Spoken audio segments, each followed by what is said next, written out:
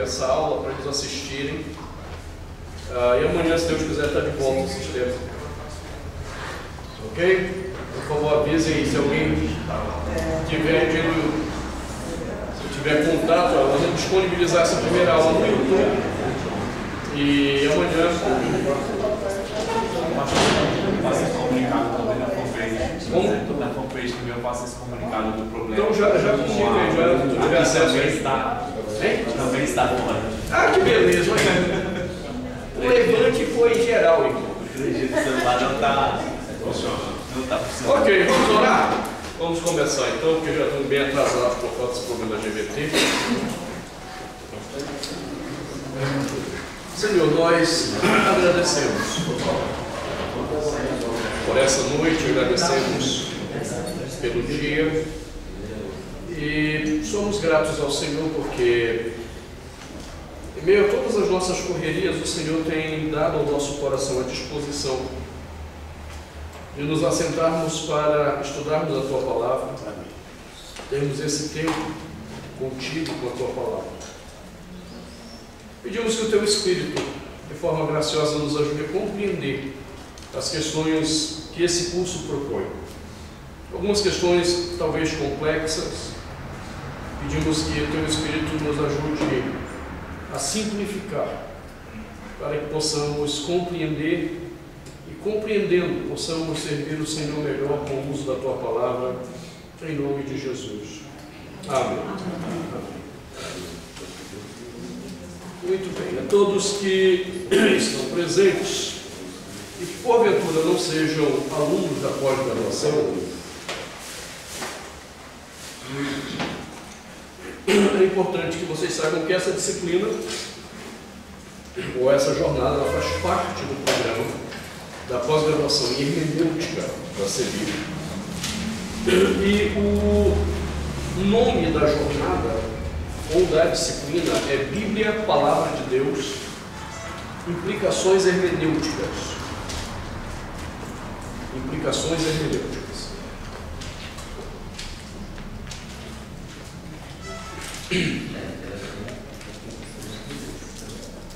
Ok? Para os que não me conhecem, alguns ainda não me conhecem, pode ler o antigo de novo. Cadê os pincéis? Hoje tem uma revelada. Quem não te conhece, Hein? já te conhece há 16 meses. Quem não te conhece? Você. Temos aqui que ainda não tiveram aula comigo. Meu nome é Ayrton Williams.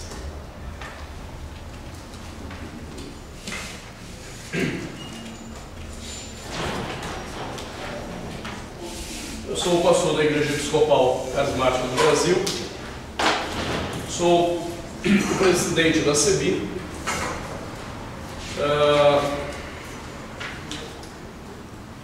Já estou completando 20 anos de sala de aula em teologia. Em agosto agora vou fazer 20 anos que eu estou na sala de aula lecionando teologia. Faz um bom tempo já. Metade de uma geração. Fiz os meus estudos teológicos no Seminário Presbiteriano do Sul, em Campinas, na década de 90. Ali eu estudei durante 5 anos, de tempo integral. A nossa grade curricular envolvia aproximadamente 4.200 horas de curso. E isso, de fato, não era 4.000 inventada. Por isso que era tempo integral. Nós estudávamos manhã e tarde e às vezes à noite. E com um monte de pesquisas, né, para fazer no nosso bacharelado. Depois desse tempo, eu passei mais 2 anos na Universidade Luterana, no Rio Grande do Sul, fazendo estudos na universidade para ter a validação do meu diploma junto ao MEC. Na época não existia convalidação. Você tinha que fazer um outro curso para poder ter um curso reconhecido, que era chamado Extraordinário Aproveitamento de Curso. Ou seja, só de graduação em teologia foram 7 anos de graduação. 2 diplomas distintos, um presbiteriano e outro luterano. Depois disso eu fiz o meu mestrado em teologia exegética do Antigo Testamento, no Centro Presbiteriano de Pós-Graduação Andrew Junker, da Universidade Mackenzie. Fiz um segundo mestrado em Linguística Textual na Universidade Mackenzie. Fiz uma pós-graduação em Ciências da Religião. E depois fiz outra pós-graduação em Língua Portuguesa, mais voltada para a análise do discurso. Bem, nesse período, Deus me permitiu ter a graça de ver 3 filhos nascerem. O primeiro foi o amor de Deus derramado em nossos corações. Eu estou falando no meio acadêmico, então meu filho não é uma questão acadêmica. Tenho um filho que é o Arthur, mas academicamente meu primeiro filho foi o amor de Deus derramado em nossos corações, um livro que está ali atrás. Foi o trabalho apresentado à Universidade Luterana e que a fonte editorial se interessou em publicar. Pouco tempo depois, a fonte editorial se interessou em publicar a minha dissertação de mestrado, O Mito e a História da Criação. Esse livro é a minha dissertação, mostrando por que do ponto de vista literário, ninguém pode afirmar que Gênesis é um mito. Ele não foi escrito para ser interpretado como um mito. Depois nasceu um outro filho, já pela editora da CEBIL, Certeza de Salvação, que faz parte de uma série que a CEBIL está publicando sobre fundamentos teológicos fundamentais para o crescimento espiritual. E creio que daqui a 15 dias esteja saindo o 4º filho. Hoje já foi para a gráfica, que é o Discernindo Dons Espirituais. Então, nós estamos aí com 4 filhos já, o 4º vindo à luz nesses próximos dias. E a área hermenêutica é a área que se tornou uma área de inquietação na minha vida, desde da minha vocação. Por uma questão muito simples, eu fui chamado por Deus para o ministério com 9 anos de idade. Com 11 anos, isso estava muito bem definido na minha cabeça.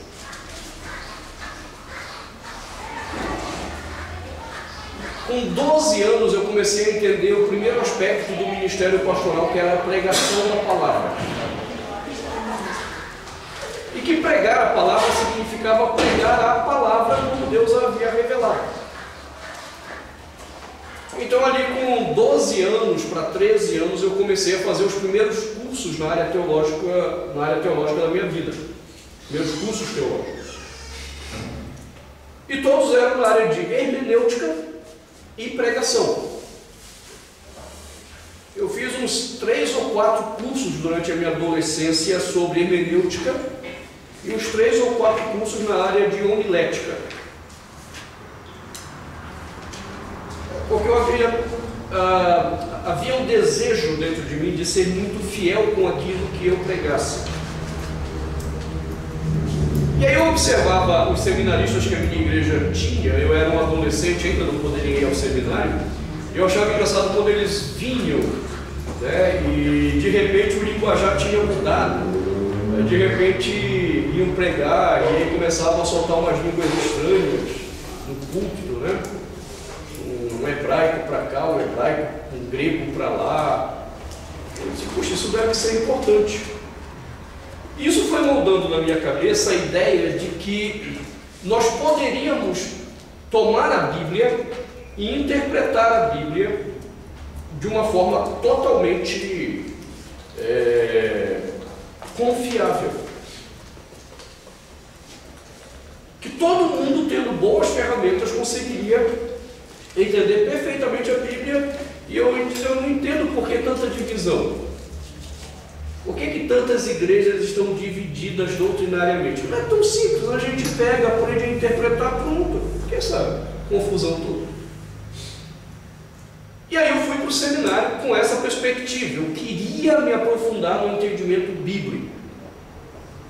E no sentido da exegese mesmo. No seminário eu conhecia a exegese de uma forma bem puxada. Para você entender, no meu curso de bacharelado, nós tínhamos que fazer 7 semestres de exegese.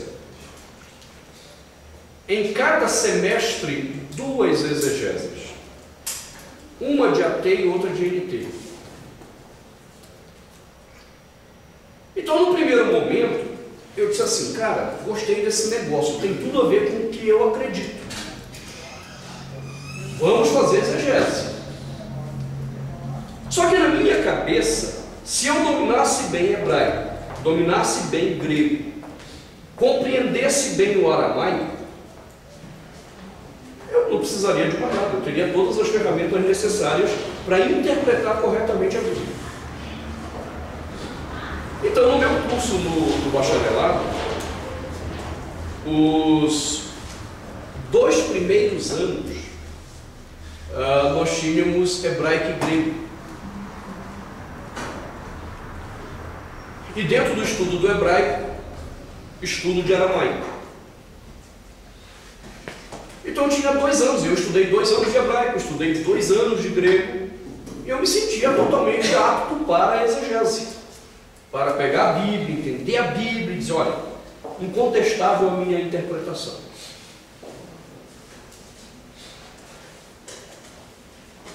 Quando começou o trabalho de exegese propriamente dito, eu achava desnecessário o uso de comentários bíblicos. Eu dizia, o que esses caras vão poder me ensinar se eu sei o método? Se eu sei o método, eu não preciso que eles me ensinem nada. E aí eu fiquei uns 6 meses investindo o dinheiro da minha biblioteca em livros de pregação, hermenêutica, mas nada na área de comentário. Exegese, mas nenhum comentário. Quando estava chegando o final desse semestre inicial de exegese, a minha crise começou a aumentar. Porque eu começava a descobrir o seguinte, que todo exegeta, ele cita um monte de comentários.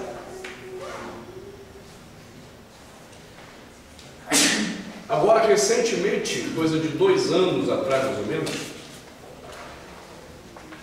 ou talvez menos, 1 ano e meio, não tenho certeza. Eu sou muito ruim com esse negócio de datas recentes.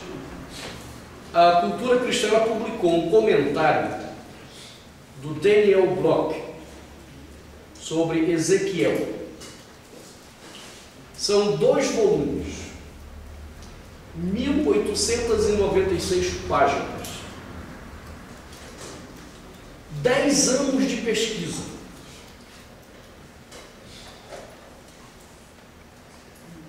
E 10 anos assim, 4 anos, a instituição que ele é professor de exegese, o Southwestern Theological Seminary, Southwestern Baptist Theological Seminary,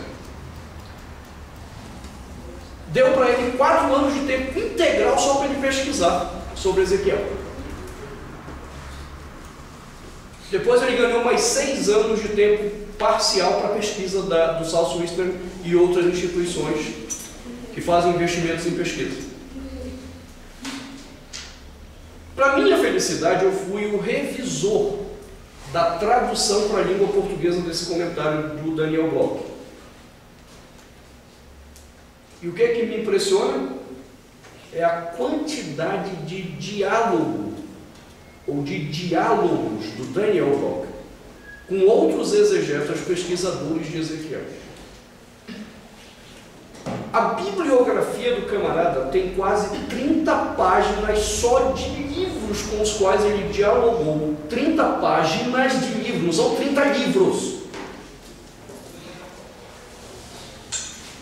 E isso então depunha contra a minha soberba de que se a gente soubesse hermenêutica e metodologia, a gente não precisaria de comentário, a gente é capaz de fazer o nosso próprio comentário sem precisar de ninguém e sermos infalíveis, quase um papa. Né? Um papa ex cátedra, e tudo aquilo que ele diz na cátedra é infalível.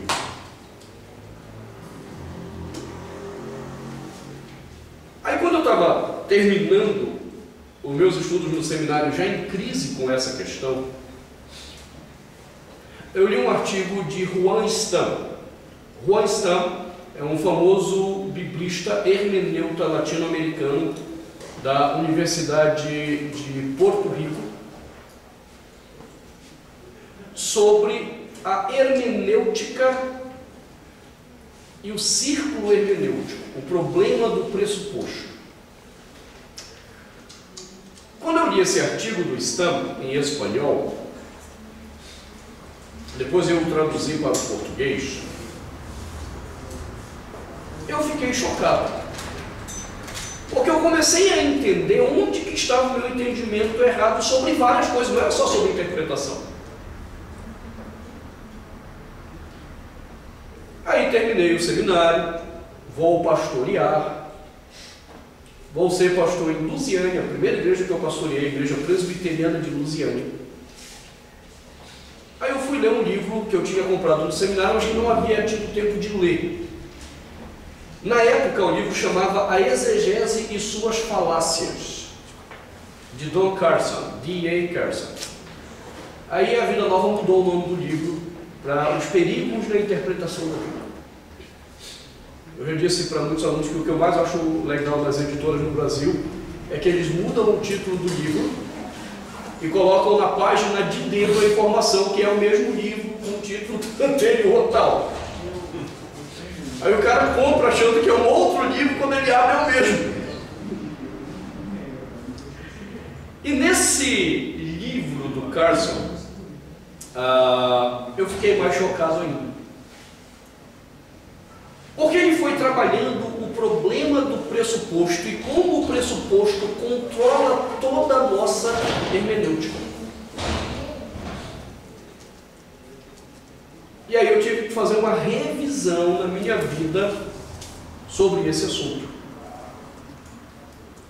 Então, quando nós vamos tratar de Bíblia, a Palavra de Deus, nós temos que começar por esse aspecto que é totalmente chave. Se você não resolver o problema dos pressupostos que controlam o seu entendimento, aproveitando o ocorrido, quem tiver com o celular ligado, já aproveite e também põe no silencioso. Acho que o meu também esqueci de colocar. Esqueci, tá vendo? Foi providencial ter tocado. Então, os irmãos que tiverem aí. Se você não resolver o problema do pressuposto na sua vida, você nunca vai poder fazer uma afirmação segura sobre qualquer coisa. Vamos dizer, a Bíblia é a palavra de Deus. Qual é o pressuposto disso? E qual é a consistência desse pressuposto? A minha interpretação é X. Lindo, maravilhoso. Mas qual é a consistência dessa interpretação? Depende do pressuposto interpretativo. Então vejam, não é uma coisa simples. Eu acho bonito quando a pessoa diz assim: não, pastor, eu só quero a Bíblia e só a Bíblia. Essa pessoa não entende que eu só quero a Bíblia e só a Bíblia, já carrega um monte de pressupostos que vão influenciar o entendimento que ele tem de Bíblia. Ele acha que é possível querer a Bíblia sem nenhuma interferência pressuposicional. E não tem como. Deixa eu dar um exemplo para vocês entenderem.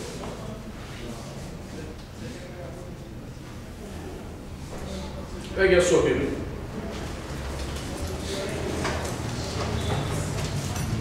Livro de Juízes.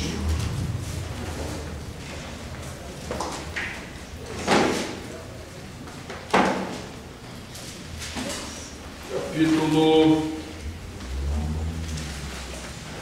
10.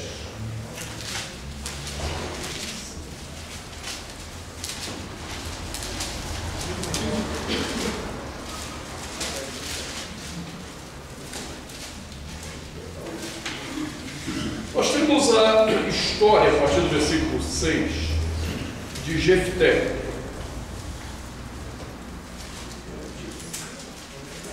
E estou procurando aqui, que essa aqui não é minha Bíblia, eu esqueci a minha em casa, sempre fica no culto da igreja.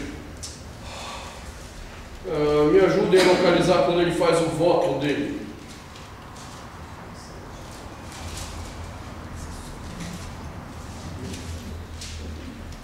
Onde que está o versículo aí? 29. 29? Do 11, ok. No versículo 30 ele faz um voto, e Jefté fez esse voto ao Senhor: se entregares os amonitas nas minhas mãos, aquele que estiver saindo da porta da minha casa ao meu encontro, quando eu retornar da vitória sobre os amonitas, será do Senhor, e eu o oferecerei em holocausto. Então Jefté foi combater os amonitas, o Senhor entregou nas suas mãos. Ele conquistou 20 cidades, desde Aroé até as vizinhanças de Minite, chegando a Abel, Queramim, e assim os amonitas foram subjugados pelos israelitas. Quando Jefté chegou à sua casa em Mispá, sua filha saiu ao seu encontro, dançando ao som de tamborins. E ela era filha única. Ele não tinha outro filho ou filha. Quando a viu, rasgou suas vestes e gritou: ah, filha minha, estou angustiado e desesperado por sua causa, pois fiz ao Senhor um voto que não posso quebrar. E aí vocês sabem qual é a interpretação e a confusão que vem daqui agora. Há uma linha exegética que diz que Jefté pegou e de fato sacrificou a sua filha. E há uma outra linha exegética que diz que não. Que o caminho encontrado para cumprir o voto e não matar a filha era não dá-la em casamento a ninguém. Aí se você perguntar qual é a interpretação certa, a resposta depende do seu pressuposto. Ambas encontram afirmações textuais. Ambas estão totalmente respaldadas no texto. Tanto a exegese que diz que ele teria matado a filha em sacrifício, quanto a exegese que defende que ele não a deu em casamento e ela guardou a virgindade até sua morte, o que também seria considerado sacrifício. Qual é a interpretação certa? Você tem que examinar o seu pressuposto. E depois de examinar o seu pressuposto, o que o seu pressuposto estabelecer como verdade orientará o entendimento que você vai ter de texto. A gente poderia dar outros exemplos. Lembra de Saul e a pitonisa de Endor? E aí? Foi Samuel ou não foi Samuel que apareceu? Tem ambas as interpretações. E nós não estamos falando de liberais, entendam? Nem entrei no mérito da discussão ainda sobre o liberalismo teológico. Eu estou falando de posicionamentos ortodoxos. De gente crente, de gente que ama Jesus, de gente que ama a palavra de Deus, que respeita com seriedade a palavra de Deus. E que diz que não, ele realmente trouxe Samuel lá do mundo dos mortos. E outros dizem: não, ele não trouxe Samuel. Ele trouxe o espírito maligno. Qual é a interpretação certa? Depende do seu pressuposto.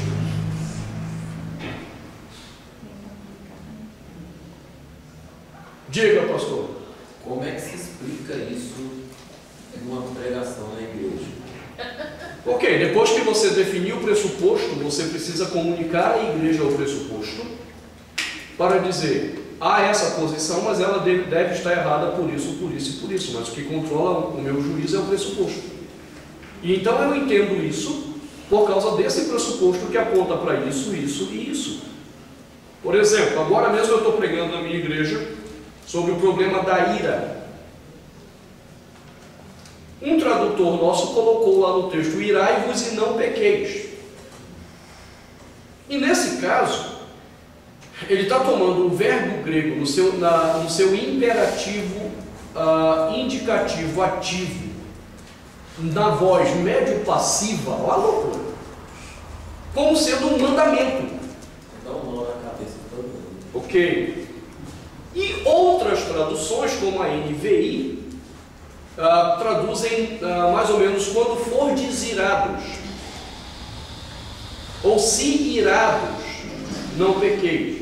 Ou seja, não tem caráter de mandamento ou opção, mas uma concessão. Eu tenho que resolver isso com a minha igreja. Então, no primeiro domingo que eu fui tratar do assunto, a primeira coisa que eu tive que fazer é mostrar por que eu entendo que essa tradução está errada. O irai-vos e não pequeis. Obrigado. Por que está errado? Bom, então eu vou pontuar. Quem acreditou que era irai-vos e não pequeis tomou esse entendimento, mas esse entendimento não bate com, primeiro, o bloco discursivo de Efésios. Então eu procurei demonstrar como não se encaixava com o que Paulo vinha dizendo. Segundo, como que Paulo utilizou sintaticamente essa situação verbal? Ele usou como concessão, nunca como mandamento, quando ele utiliza a mesma construção sintática. Eu disse à minha igreja, há duas possibilidades, mas realmente eu não consigo ver que essa esteja certa, por causa disso, disso e disso. Então a tradução correta seria essa. Eu expliquei à igreja, eu fui honesto com a igreja e estou dizendo quais são as implicações agora disso para a igreja. O que nós não podemos fazer é sermos desonestos na instrução da palavra. Eu tenho muito problema com isso. Então, uma vez um exegeta famoso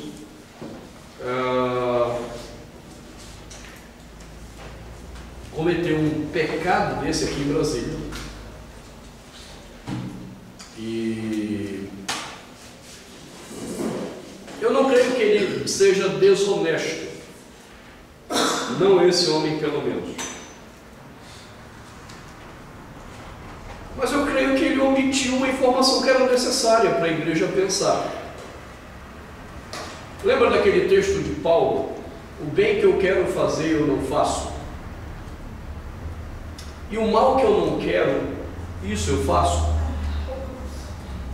Então esse exegeta foi numa igreja presbiteriana aqui em Brasília, no ano passado, se não me falha a memória. Ele chegou para a igreja e disse assim: irmão, nós temos entendido que Paulo está falando da luta do homem após a conversão com o pecado. Mas Paulo não está tratando disso. Paulo está tratando dele, Paulo, antes da conversão a Jesus. Do conflito que há no ímpio e não do conflito que há no salvo. E a partir daí ele fez todo o estudo dele da escola dominical. Por que para mim isso não foi muito honesto? Primeiro, porque esse exegeta sabe, e ele tem até um artigo sobre isso, que foi publicado no Westminster, que esse texto é complexo. Ele sabe que a maioria esmagadora dos exegetas dizem exatamente o contrário do que ele estava dizendo. E ele pontua isso no artigo. Eu tenho um artigo dele em inglês, onde ele pontua isso aí. Ele ainda diz mais que quase 90% da exegese diz que é Paulo falando do conflito do crente com o pecado, e não do Paulo não convertido. E no artigo ele diz: todavia eu quero, ele não usou essa linguagem, mas é remar contra a maré e mostrar que tem havido um entendimento errado de Paulo aqui, que seria Paulo não convertido. E aí ele apresenta os argumentos dele, que não me convenceram. Olhando o discurso que Paulo começa no capítulo 5 até o capítulo 7, que é o bloco discursivo ali em Romanos, não se justifica a ideia de um Paulo não convertido ali. Antes, pelo contrário, é a ideia de um Paulo convertido, mas que sabe do poder do pecado que opera na vida dos homens. O que faltou para mim nesse pastor? Chegar na igreja e falar: olha, tem duas posições. Essa posição que eu estou assumindo,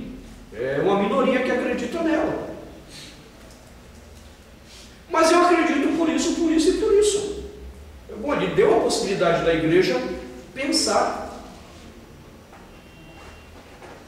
Eu tenho dificuldade com essa coisa quando a gente não deixa a igreja pensar. É quando eu quero que a igreja siga o que eu acredito. Não, qualquer uma das duas posições pode estar certa. Nós temos que examinar qual é a verdade. Agora, de novo, o que é que controla essa verdade? Pressuposto. Pressuposto. Você pode examinar, pelo menos esse meu livro e o Certeza de Salvação, todos eles começam com meus pressupostos interpretativos sobre o tema. Eu declaro quais são meus pressupostos e esses pressupostos vão controlar a minha hermenêutica. E aí fica fácil você saber se a minha conclusão ela é verdadeira ou se ela é falsa. Por que que esse livro aqui deu quebra-pau ano passado na PUC do Rio? Porque os pressupostos estão declarados. Eles não podem criticar a conclusão antes de desmontar os pressupostos. Estão entendendo o problema? Eu não perco tempo discutindo com pessoas o que elas acreditam ou não acreditam. Isso para mim não interessa. O que interessa para mim é qual é o pressuposto que controla o que você acredita. No mundo acadêmico não interessa o que você acredita. Interessa o pressuposto que controla a sua afirmação. Quando chegou na PUC do Rio, qual é o problema? Eles declaram os mesmos pressupostos que eu defendo. E a conclusão foi diferente. Olha o problema. Como é que o cara trabalha com o mesmo pressuposto e a conclusão da outra? Alguém estava forçando o pressuposto. Então é assim que a gente tem que começar a entender o nosso problema com a Bíblia. Pela questão pressuposicional. Nós fomos muito influenciados pela filosofia de Auguste Comte.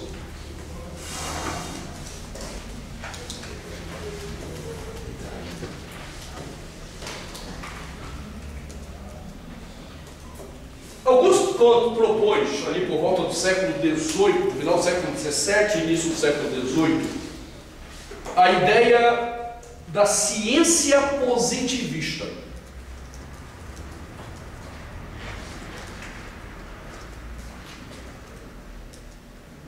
Já preparando o território para o iluminismo que viria logo em seguida. Qual século? Final do século XVII, início do século XVIII. E na visão de Comte, você só pode crer naquilo que for provado pelo fato. O fato é a prova de tudo. Tem o fato, é a verdade. Então, durante muito tempo, se fez ciência pensando nisso. Até a década de 70, o pessoal acreditava que podia descrever ciência a partir do fato. Aqui está o fato. Como é que surgiram os desenhos de como eram os dinossauros? Os caras achavam uma cabeça. Aí, aqui está o fato. Então temos um dinossauro. Aí eles começavam a viajar como é que era o corpo do dinossauro. Ou seja, o fato era só a cabeça. Isso para eles era o suficiente. Isso era o positivismo kantiano. E o resto? Não, está aqui a cabeça. Sim, mas quem te disse que o tamanho do rabo é... Não, está aqui a cabeça. Tá vendo a cabeça? Não. Você está vendo a cabeça? Seu incrédulo. Então toda a ciência positivista, ela pegava um fato e ela dizia, esse fato aqui é suficiente para determinar a verdade. Hein? Não existe hipótese, é o fato. Acabou. Pensa a datação do carbono 14. Até hoje os caras que não se libertaram do positivismo kantiano ainda usam o carbono 14 como uma coisa confiável. Quanto de fato é possível datar com carbono 14? E só um detalhe, isso crendo, percebeu a palavra? Crendo que a emissão do carbono 14 vai seguir um ritmo para todos os outros casos, que nunca vai haver variação, eles vão sempre emitir a mesma quantidade de carbono 14 a cada 1000 anos. Ou seja, não tem variação, tem que ser um negócio fixo, lei fixa, porque a gente sabe que não é verdade. Há inúmeros estudos mostrando que isso não é verdade. Mas quanto é possível saber de datação com carbono 14, considerando que fossem leis físicas? No máximo, 5.400 anos. Você pode estudar. Se você nunca estudou carbono 14, estude carbono 14. Não é possível datar com exatidão mais do que 5.400 anos. Aí, os caras vão lá, acham a carcaça de alguma coisa, aplicam carbono 14. Este animal viveu há 80 milhões de anos. Peraí, como é que você chegou a 80 milhões de anos? Carbono 14. Mas o carbono 14 só vai até 5.400 anos. Carbono 14, é o fato. Sim, o carbono 14, mas só vai até 5.400 anos. Como é que deu 80 anos? Carbono 14. Seu incrédulo. Incrédulo. A ciência positivista kantiana, ela acreditava que o fato era tudo, e a interpretação que você desse estava validada no fato. Durante muito tempo se fez ciência assim. História do Brasil. Pedro Álvares Cabral descobriu o Brasil. Certo? História positivista. Os espanhóis estiveram aqui muito antes. Estabeleceram base no Brasil antes de Portugal. Portugal veio aqui para tomar uma porção que estava já na mão da Espanha. Mas na hora de contar a história, eu tomo um foco, um fato que para mim é interessante e conto a história a partir desse fato. Então, até a década de 70, nós aprendemos a pensar as coisas como se 1 mais 1 fosse igual a 2. Correto? E se eu dissesse para você que 1 mais 1 não é igual a 2? Você tem que provar por quê. Ok, mas nós só perguntamos isso porque nós somos positivistas. A sua pergunta não é, você disse para mim que é 2, por que é 2? A sua pergunta é, por que não é 2? É porque você é positivista. Você recebeu já uma informação como sendo verdade. E aí, só para você entender, depois da revolução no final da década de 70 sobre esse assunto, com o Karl Popper, que eu vou mencioná-lo daqui a pouco, há inúmeros estudos nas universidades que abalaram as próprias estruturas daquilo que era chamado de ciências exatas. Um dos principais caras hoje nessa revisão chama-se John Lennox. Quase. Hein? Quase. Quase, John Lennon, hein? I imagine. Se Paulo foi, Paulo. Paulo, você já foi mais crente, Paulo.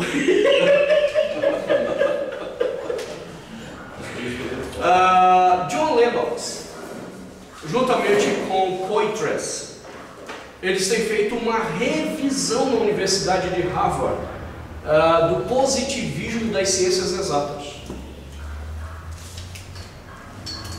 Os caras são PhD nas suas áreas. E vários cientistas dessas áreas de exatas estão com eles. E uma das questões é, 1 mais 1 não é igual a 2.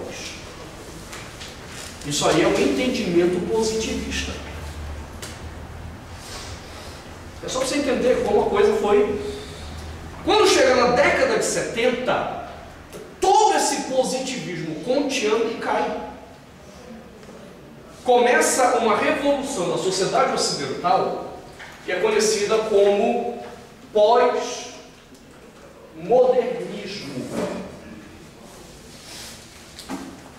E o pós-modernismo passa em xeque todo o entendimento científico kantiano. Não, quem disse que é? Que história é essa de que o fato ele é senhor absoluto em tudo? O fato é o fato. Dele nós extraímos interpretações. E o que controla a minha interpretação sobre o fato? Pressuposto. Aí começa toda uma revisão no mundo científico. Veja, eu nem estou falando de Bíblia ainda, estou te falando de como está o mundo científico hoje. Surge um cara então chamado Karl Popper.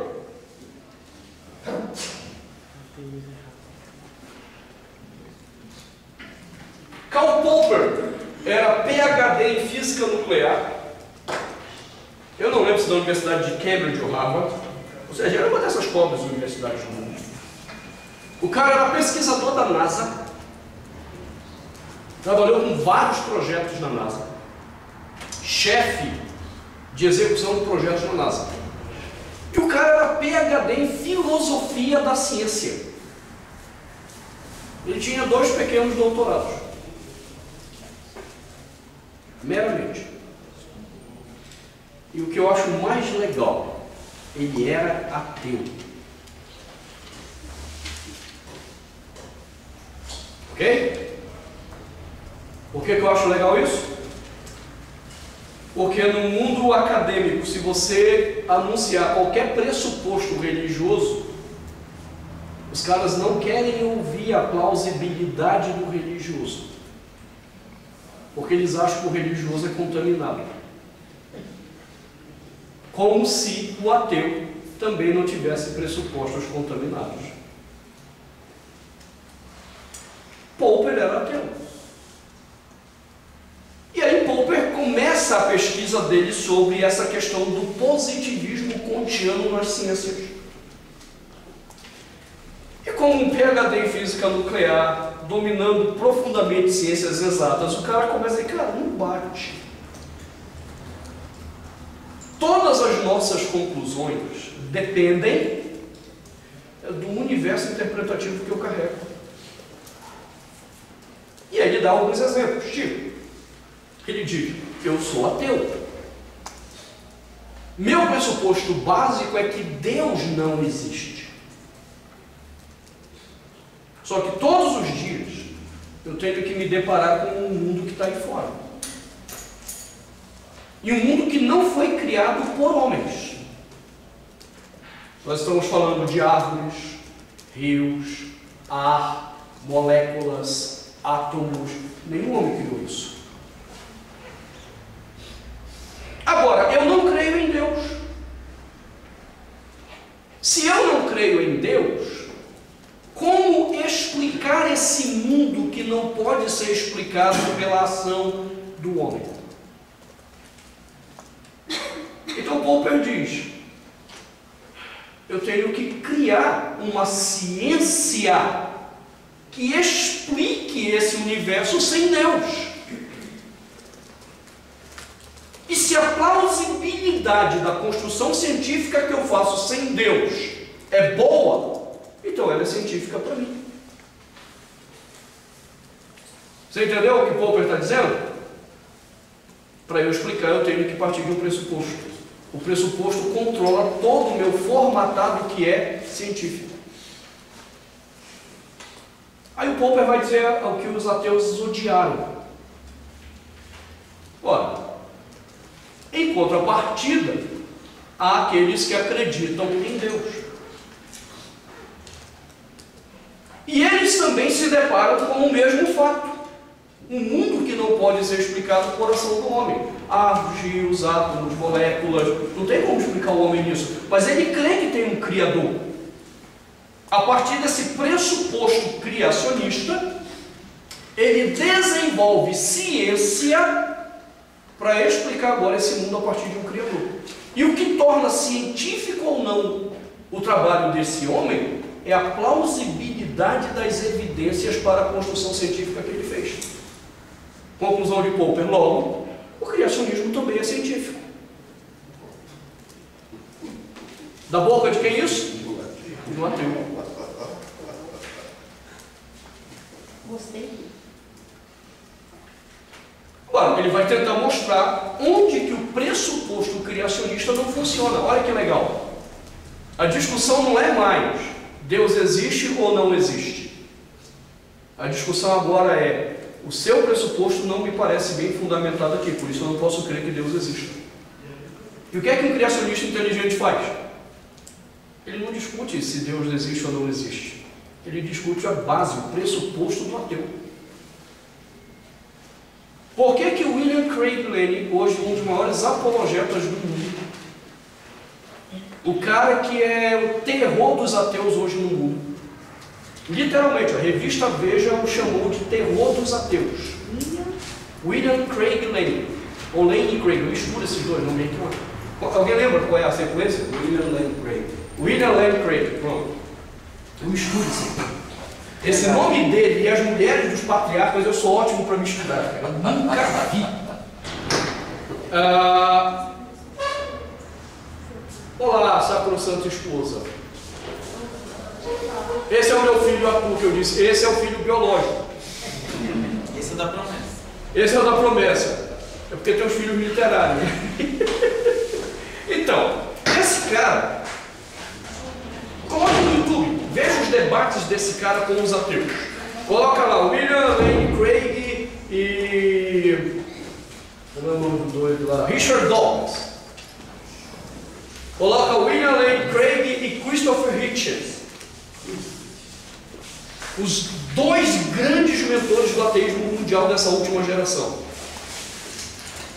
Cara, ele pegou o Hitchens num debate nos Estados Unidos, mas ele destruiu o Hitchens, que deu dó. A Veja menciona isso.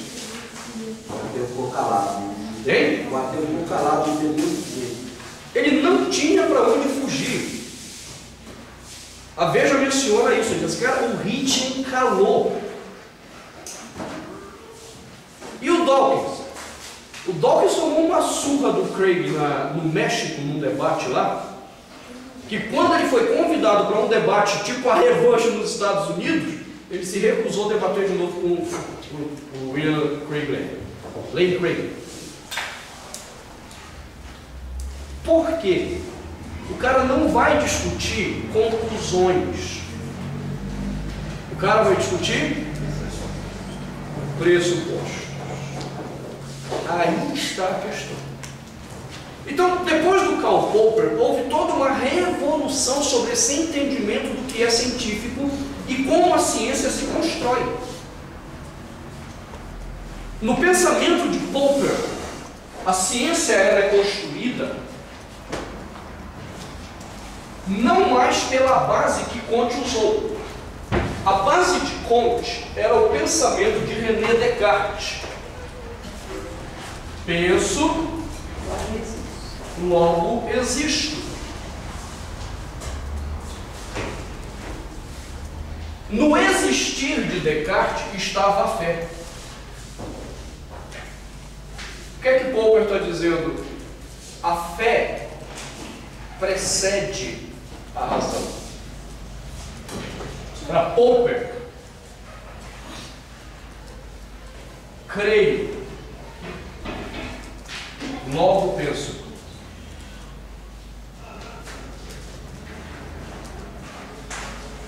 Porque o que é o pressuposto? É uma fé que existe em mim assumida que controla a minha maneira de definir ciência. Entenda, fé em Popper não é religião. Fé são crenças que controlam a minha maneira de pensar e raciocinar a ciência. Você sabe o que é interessante? Você talvez nunca tenha perguntado contra quem Auguste Comte se levantou. Ou talvez você nunca tenha pensado diretamente contra quem René Descartes, que foi o mentor de Comte nesse sentido, havia se levantado. Século XII. houve um teólogo católico romano chamado Santo Anselmo. Um dos teólogos católicos romanos mais brilhantes que a história conheceu e que eu particularmente tive um grande privilégio de lê-lo. Ufa! Ufa, por quê? Eu tinha conhecido ele. Aí o pressuposto reencarnacionista seria a única explicação. Você que você dizia ufa, pensei que você era devoto dele. Anselmo, no século XII, disse exatamente o que o Popper disse. A base de toda a ciência é a fé. Creio, logo penso. Ou seja, Popper só voltou a uma coisa que nós já sabíamos lá no século XII, mas que infelizmente nos foi omitido, nos foi apagado com essa informação de que a ciência ela é uma coisa exata e todas as ciências têm que ser exatas, quando na verdade elas são filhas de pressupostos. Nada mais do que isso. Está dando para entender isso aqui? Por enquanto está claro. Eu quero começar a usar isso aqui para você entender a questão bíblica desse assunto. Quando você vai à Bíblia, que você diz, a Bíblia disse, eu preciso questionar o seu pressuposto. Porque talvez você não tenha feito uma análise correta do seu pressuposto e não perceba que é o seu pressuposto que está dizendo em nome de Deus o que você quer que o texto diga.